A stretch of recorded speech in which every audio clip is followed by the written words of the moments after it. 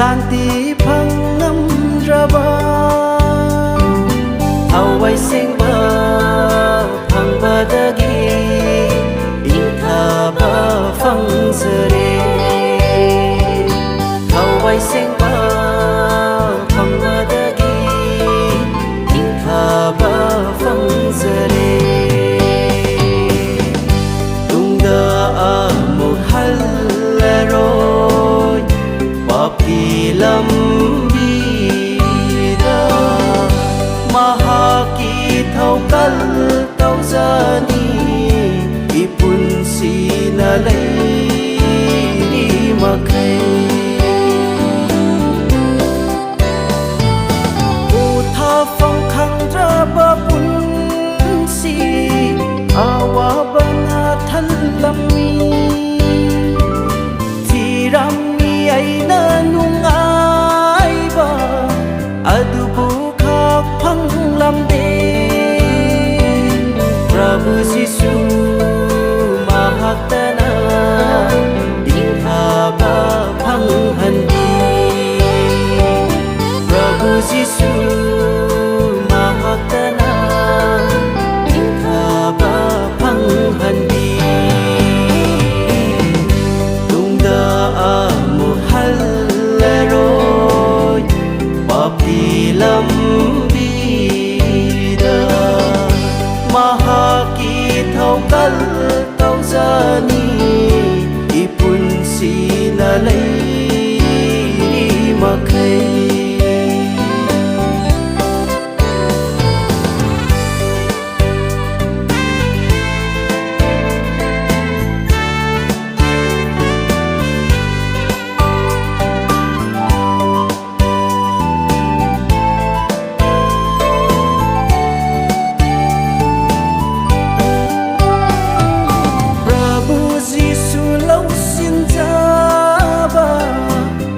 da lai bak pha ba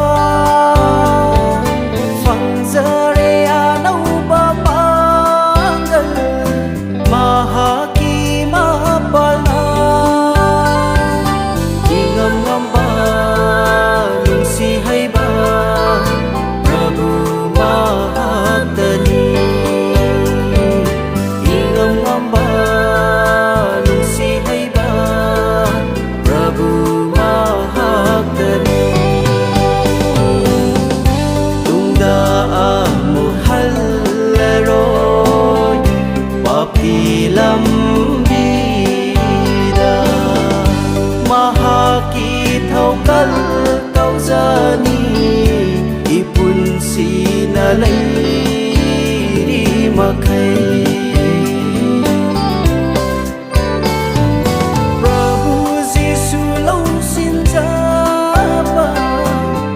da lai bak pha ba phang zare anau ba pangal mahaki mahapala ingam ngam ba lungsi hai ba Prabhu mahaktani ingam ngam ba lungsi hai ba Prabhu mahaktani tungda amuhalleroi papi lam